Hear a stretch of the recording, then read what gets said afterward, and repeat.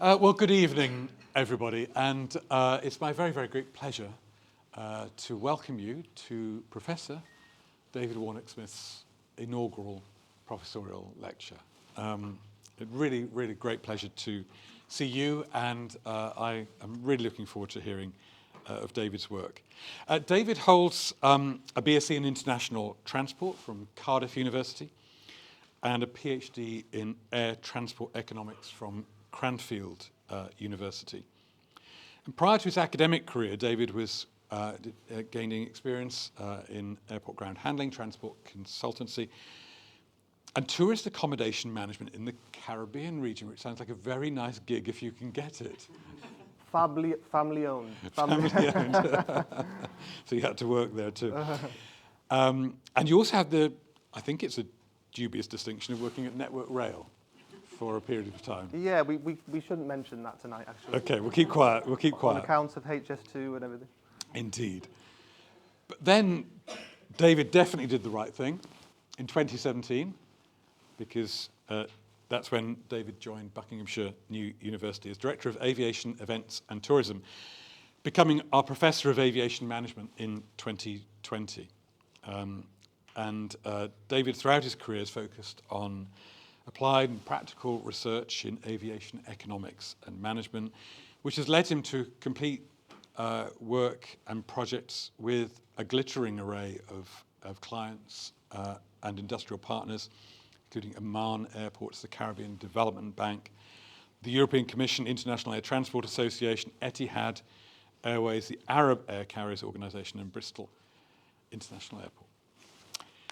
And tonight, David, in talking about an insatiable need or an insatiable desire, examining long-distance transport and the role of aviation within it, David's going to give us an overview of what long-distance transport is and why it happens, and we'll use a series of examples to illustrate the balance between long-distance trips, which are truly needed, versus those that can be considered dispensable. I look forward to David telling me that a lot of trips are dispensable.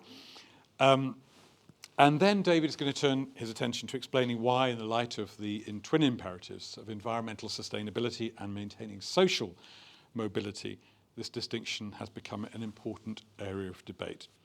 And I think David was going to finish by highlighting some of his very recent research detailing the existing long-distance social mobility disparities across Europe, and how blanket environmental policies designed to curtail demand or supply, though well-intentioned, could in fact exacerbate these disparities. So please put your hands together to give a very warm welcome to Professor David Warnock-Smith. Thank you, Nick. Can everyone hear me okay? Yeah?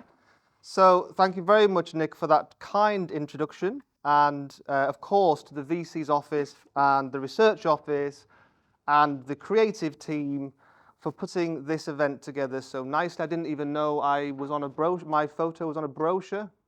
Not looking too great, but then again, I didn't have much choice. So thank you so much, everybody. Nick as well, for plugging me multiple times in the previous meeting just before this. So thank you so much for that. Thank you as well to my special guests here. So Dr. Frankie O'Connell has just come in. He's my what would you say, prolific co-author.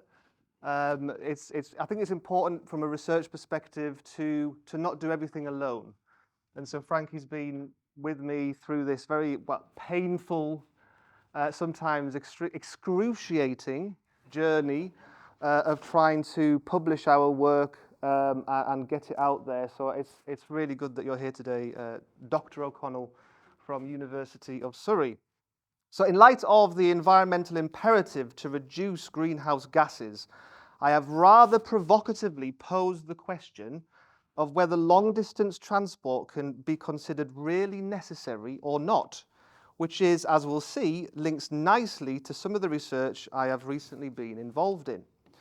Before we get into examining the evidence, though, I wanted to share, rather riskily, two personal answers to this question, if I may.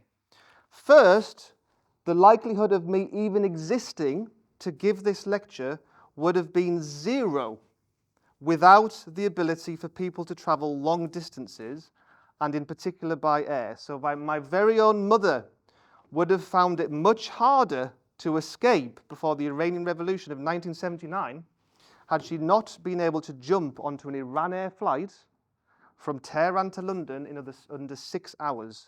She then met my dad, who was working for London Transport. It runs in the family. And, well, the rest is history. Here I am. The second personal answer involves just looking at where I've been in the last 10 months since the start of the year. So please humour me, guys, for a couple of minutes. January saw me speaking at a business event in Geneva, Switzerland. This is where I am all the time, guys. In February, I was at the European Commission Joint Research Centre in Seville, Spain, sharing results of relevance to today's lecture. March saw me head to Finland with my colleague George, who's not here, unfortunately. I'll have to have a word with him about that. To deliver our BNU pilot degree to Qatar Airways cadets. In April and May, there was nothing necessitating long-distance travel. So believe it or not, I stayed local, which again demonstrates that if there's no need to travel, you don't travel. In June, I went to Warsaw, Poland in my role as an Airport Council International Economics Committee member. July took me to 2 transport conferences, one in Cardiff, Wales, which allowed me to travel long distance by rail, not by air, and the other in Montreal, Canada, where myself and my research associate here, who's also kindly joined me, Josh Fake, presented project results on employee surface access emissions at Bristol International Airport, along with Josh here, who has kindly joined us today. In August, I took a family trip to Norway and the fjords by ship, I hasten to add, not by air. And that was followed by a business event in Doha, Qatar. September saw 2 further trips to teach another Qatar Airways cadet group in Finland, followed by a personal trip, inclusive of some medical care, which I won't go into the details on, to the Canary Islands in Spain. And if all of this wasn't enough, I'm headed to Sofia, Bulgaria tomorrow, my first visit to Bulgaria, for the next ACI Economics Committee event. And later in the month, I will be in Córdoba, that's how you pronounce it, Córdoba, Spain, again with George, my colleague George, to teach another Qatar Airways cadet group. He likes to travel to Spain with me because I speak a bit of Spanish. So all in all, that's 12 long-distance trips, most of them by air, but not all of them, in the first 10 months of this year. So on both counts, I can safely say that my own personal affiliation with long-distance travel, now more so as an aviation professor, is a done deal. It's my fate to do that. But some of you sitting here might feel that some of my recent journey patterns seem a little bit excessive in an age where video conferencing could act as a substitute, although, might I add, a lot of conferences are now taking away the hybrid or virtual option. The VC's office might now be thinking BNU needs to cut back a bit on staff travel expenses. Don't worry, everything was properly funded, so please. But in reality, what we really need to do is step back from our personal experiences. I've taken a risk here by sharing who I am with you, but from a research perspective, we need to take a step back. Look at the evidence to determine if long-distance transport is and should be here to stay as society moves towards net zero and beyond. So this brings me to the rest of the lecture, where I'll be supported by some slides to try and address the more research-based questions. So some of you might be quite surprised to know that using statistical data from the US, from Europe and the UK, that a long-distance trip is only 100 kilometers or more. So that could range from High Wycombe to Birmingham all the way to High Wycombe to New Zealand. And they are massively different prospects, as I'm sure you would agree.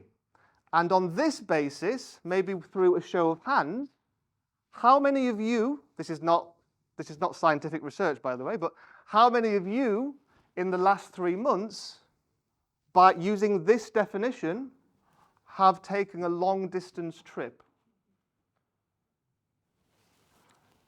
Almost everybody. What about in the last 1 month? So we kind of get the summer out of the way. So again, long-distance trip. So normally measured as the crow flies, or straight line distance, rather than based on network infrastructure. And these are some examples just to help illustrate some long-distance travel options. This is in the 300 to 500 kilometer range, and we have 4 options there, and they're all pretty good in terms of choice. So we have an air choice, a rail choice, and of course we have a driving choice as well. But the air choice, in some cases, is cheaper. And it shouldn't be cheaper, some would say, because speed is a lot quicker. And if speed is a lot quicker, perhaps there's an argument to say slower options, rail, road, should actually be cheaper to encourage people to make those choices if those choices are available. And we have London to Newcastle. As you know, rail fares in the UK are high. Having an average one-way fare of 120 and actually a much higher standard rail fare, booking 2 weeks ahead. So this is just to show you some examples to begin with, but also to highlight that there's something not quite right intuitively when you're looking at the prices of airfares and also the time duration that those journeys are taking. So now I'm going to talk about aviation's role in revolutionizing long-distance transport. So this isn't, I'm an aviation man, but this isn't all about aviation, okay? And my personal view is that where the train can take the strain, if I can use a little pun, or where road can take the strain for long-distance trips, then that is fantastic, because that is where society needs to go. Obviously, the news about HS2 today coming out of the Tory conference hasn't really helped in terms of the number of alternatives that can be made available. It's this red circle here, okay, where there's very little choice beyond 800 kilometers in distance. But where we have conventional rail, so this is low-speed rail options, then rail can be competitive between 300 and 500 kilometers. And where we have high-speed options, this is why I think it's a crying shame, the news that we've heard today coming out of the Tory conference, is that the competitiveness of rail increases to around 750 kilometers with air when we have those options available. So anything beyond 800, this is an average graphic, an average display, is generally covered by air transport with very few alternatives.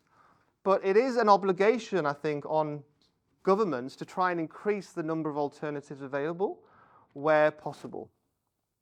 So why is air for long-distance travel so attractive? What are the underlying reasons for that? Okay, we can talk about preferences all day, and we can talk about being an enthusiast all day or liking air travel. But what are the underpinning research factors? So on the first token is speed and directness. So in the 1960s, with the 747, for example, we had higher capacity over longer speed longer distance because we had that speed. The other point is directness. Okay, so there's no need to traverse seas, mountains, rivers, and coastal areas. You need 2 kilometers of track at one end of the route and 2 kilometers, sometimes 3 kilometers of track on the other side of the route, and that's pretty much it. Okay, so when you look at also the reduced infrastructure requirement, and some research says that the full cost of air, that's internal and external costs, are nearly half that of rail and 35% less than highways.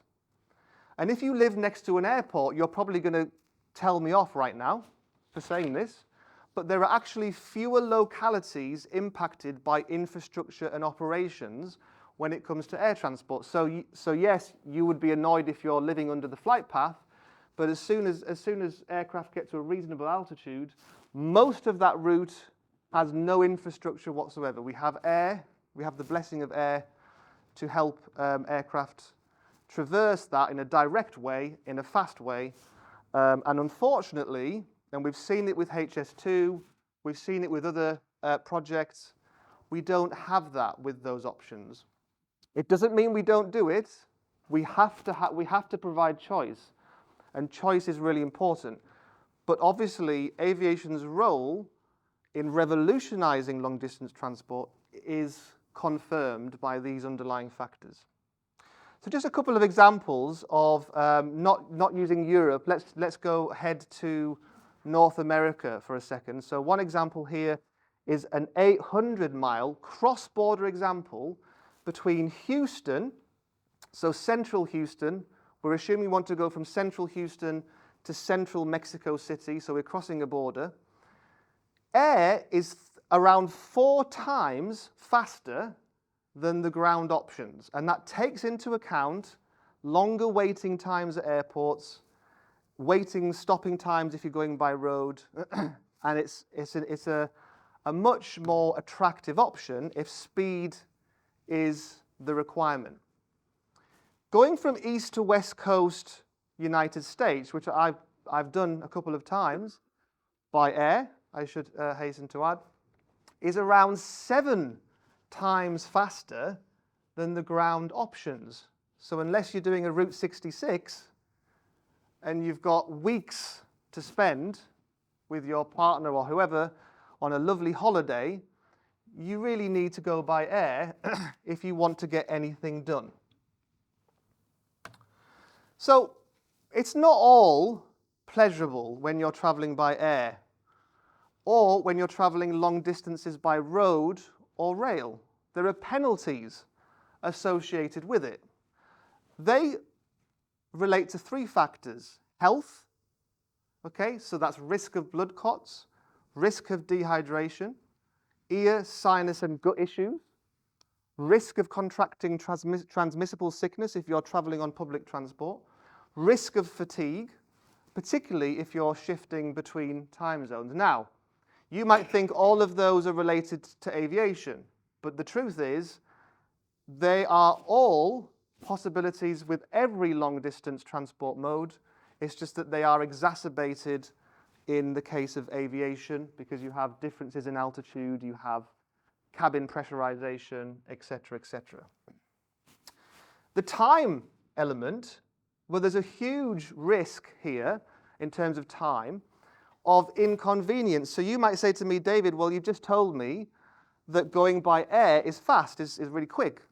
But you still got that time penalty by traveling by air. And if you're squeezed up on a Ryanair seat or something else, your productive time, your ability to get your laptop out and start doing some work is reduced. I still do, and everyone gets annoyed.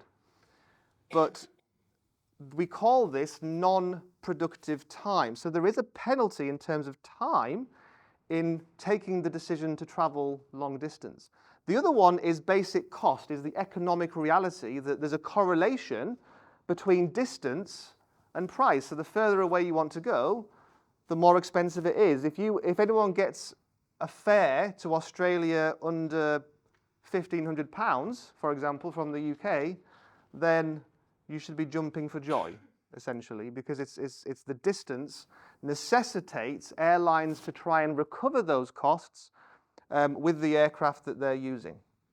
So this begs the question then, with these penalties, why are we doing it? Why are we doing this long-distance transport? What's the point? Are we just suckers for pain, or what are the motivations?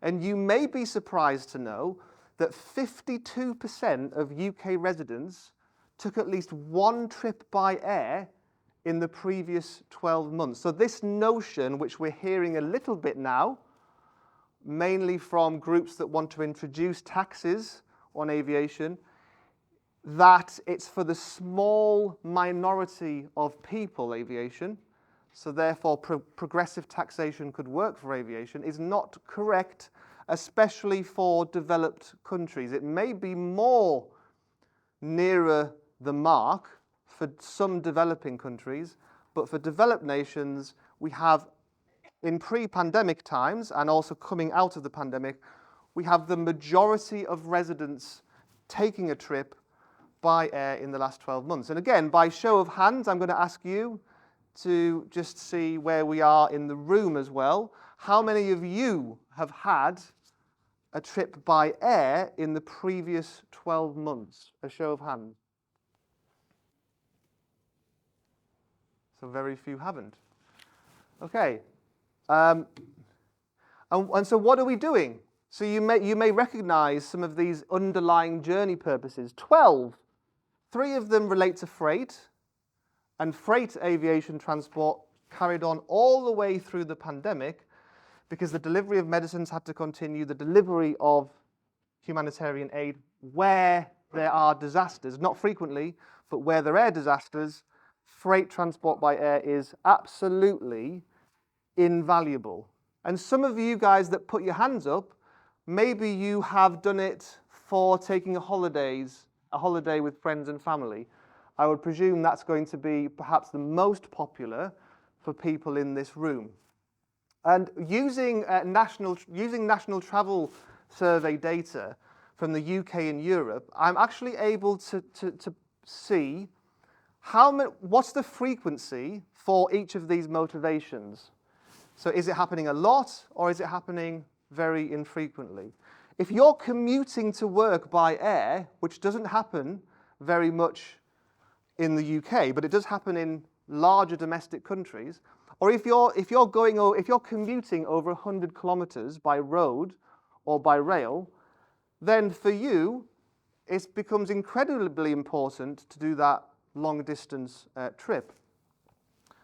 So, but we also can look at the perceived essentiality. This is coming back to the crux of the question that I'm asking today. The perceived essentiality, it's subjective, but we can perceive that only 3 or 4 of these journey purposes could perhaps be considered dispensable if we were really trying to focus on, as the industry greens itself, reducing emissions as far as possible. And those could be receiving products quickly and all year round. So in other words, going to the supermarket and getting bananas from Costa Rica or getting strawberries from Spain all the way through the year. Day trips over 100 kilometers. We could sacrifice those. Perhaps we could sacrifice a day trip over 100 kilometers. We could even sacrifice, couldn't we, our family holiday with friends if we were told that it's a climate emergency. But many of these, even including attending conferences, because some of those are weddings and funerals, which are life-changing events that your friends and family invite you to, are very, very difficult to avoid. So therefore, it's where we go through that penalty and through that pain and suffering of long-distance transport because of the underlying journey purpose. And when people say to us, we need to fly less, we need to rephrase that question and say, what are the underlying motivations, and are there any of those that we could perhaps do less? Because flying less on an aircraft is just a facilitator. An aircraft facilitates what we want to do. Demand for transportation is derived 99% of the time from people wanting to do something else or wanting to consume products all year round, for example, or have aid delivered to them, or the medicines that they want in their pharmacy that could be from America or somewhere else. So we're now going to look at the post-COVID rebound in long-distance travel. So we saw that freight continued because it had to. We were all at home, we booked our things on Amazon, and of course we saw that aviation freight and also other types of freight by rail were carrying on. But what about on the passenger side? Well, pre-pandemic, we can see huge growth. Air, road, and rail. And even if we superimpose some of these external events like 9/11, the 2008 financial crisis, it doesn't stop people's need for long-distance transportation. Air growing by over 7%, road by over 6%, and rail by 4%. So when I say rail needs to take more of the strain, this is an example where rail should be growing faster than air, not slower than air, to try and take more of that strain. On the right-hand side, you see a graph that's only focused on air transport, not on all modes, but we can see this Nike-shaped recovery, and we can see going up to where we are now, sort of summer 2023, traffic is up to 96% of 2009 levels by air. And domestically, it's 9% up. So on the very trips where we might be having more alternatives on domestic is where we've seen the biggest recovery for air transportation, 9% up. And that's mainly driven by China, by US, etc., these large domestic markets, Brazil, sometimes with very difficult topography, which makes it difficult for ground-based options, rebounding after the pandemic, and therefore contributing to this result. International is actually 11% down. So although we have this near recovery, international transport is down. So some people are sacrificing certain trips at the moment where we are now in 2023.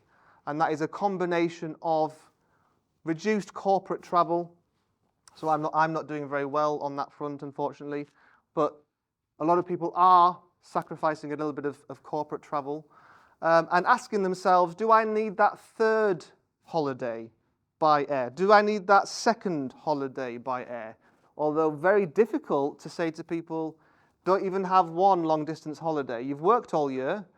You've saved up, you hardly see your kids because they go to school and you go to work, but don't have a holiday because it's difficult for emissions, and we need to take that seriously, which we do. We do need to take that seriously.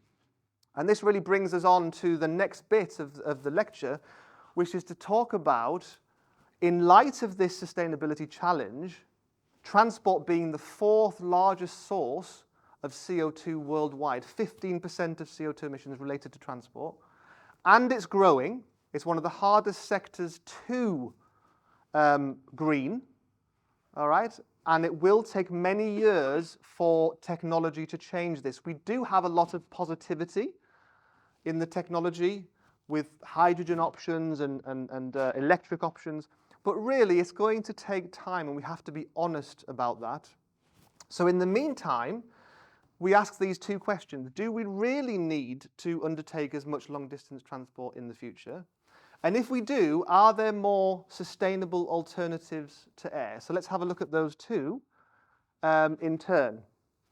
So I asked you the question, I probably won't ask for a show of hands this time, but I ask you the question, which of those travel motivations on the slide 9 there, that I showed you the different motivations of travel, which of those would you be prepared to drop? I know in my case, because of what I said at the start of the lecture, it's going to be quite difficult in some cases, but then there might be other situations where I could perhaps think more carefully. Research points to 3 possibilities, okay? One is increased remote participation for some types of business activity. A study by Lee shows that in the US there is actually a 10% willingness to reduce business trips in the United States. We haven't seen as much research in Europe and the UK, but it could be along similar lines. The next one is, could we substitute longer destinations for shorter destinations? So could we have that holiday? Could we enjoy ourselves with our families, but could we do it somewhere closer to home? Unfortunately, this requires behavioral change, and there's a research study by Kircher which talks about one group of 4 studied groups being willing to travel closer or less, and that group was the already least travel active. So we can see that the other 3 groups were showing no willingness whatsoever to do that. Okay, they wanted to go and explore and discover, and although we should reconnect with our local communities and we should go out and do that, people wouldn't necessarily do a shorter long distance trip to do that. They would do a shorter distance trip which doesn't count as that, like a semi-rural type trip to a nearby location under 100 kilometers. The third factor is reduced demand for out-of-season products.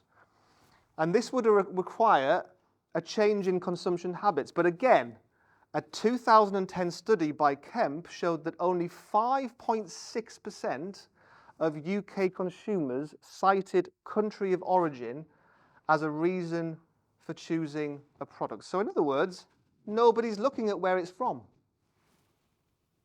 when they go shopping. Now, that's in 2010. We're now in 2023. It may have changed a little bit. But again, yeah, I'm not going to ask for a show of hands, but I would be very surprised if there's a majority of people in this room who would not purchase something in a shop because of where it's from. There might be a minority amongst us, I'm sure, but not a majority. Okay, so if it's here to stay then, long distance travel, are there more sustainable substitutes? And the answer to that is there could be, but it would require massive capital investment and massive operational input. We're playing catch up. Every time you go out onto the roads, every time you go out and try and do a rail journey in the UK, but also further afield, societies are playing catch up with demand.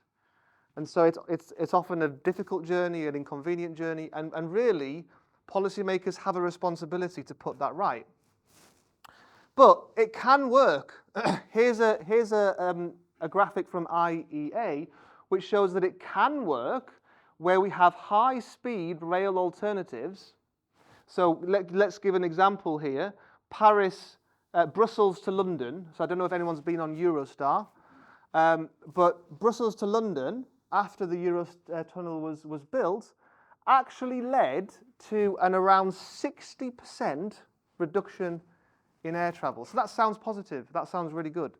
But then there was a study by Bronze from the European Commission which looked across the board, not just at these isolated examples, and they studied 1,356 different routes, all of them between 100 and 500 kilometers, so not even thinking about above 500 kilometers. And what they found was only 68 of those 1,358 routes provide perfect substitutes or represent perfect substitutes. That means in terms of fares and in terms of speed, of time it takes for us to get there. That's not good enough. That's not good. So the train needs to take more of the strain, but it's going to take time for societies to get there. In Europe, it's actually quite good. Rail infrastructure is pretty good. So that study is the best, apart from China, perhaps, which is surpassing Europe. Europe is second best. So in other regions, it's going to be worse, unfortunately, than that at the moment. Now, I want to finish off this lecture by looking at the social mobility aspect to it. So have we got a right to travel long distance? Have we got a right to access transport? And the answer to that is, if you look at the European social rights, it's part of the 20th pillar. Access to essential services, and transport is in there. Everyone has the right to access essential services of good quality, including water, sanitation, energy, transport, financial services, and digital communications. So it's the 20th pillar of European social rights.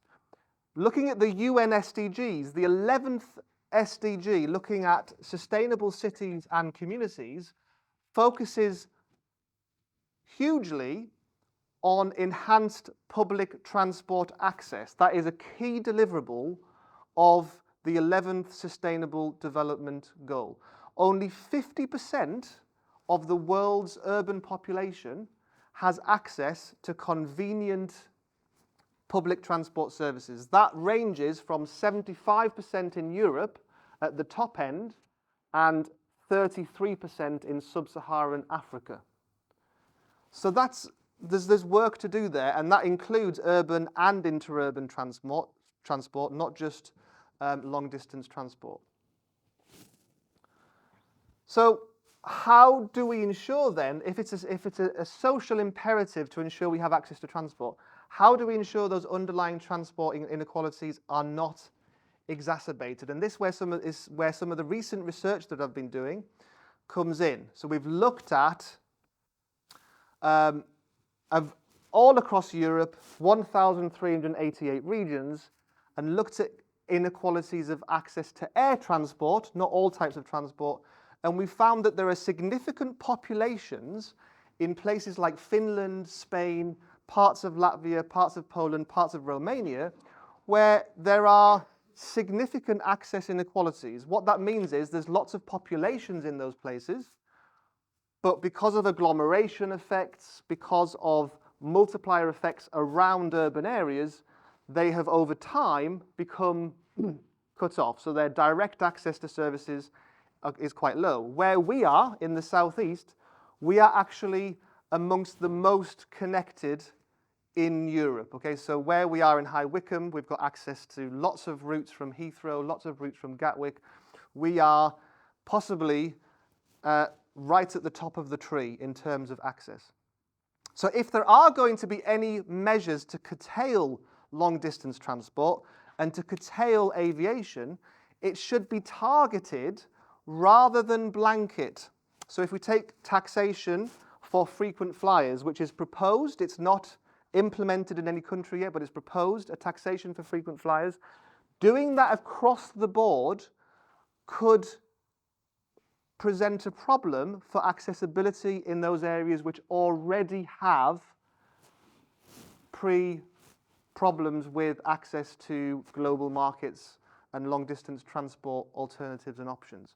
Whereas if you target that type of measure to areas that already have really good access to long-distance transport, and that includes us, by the way, then that would be less controversial, in my view.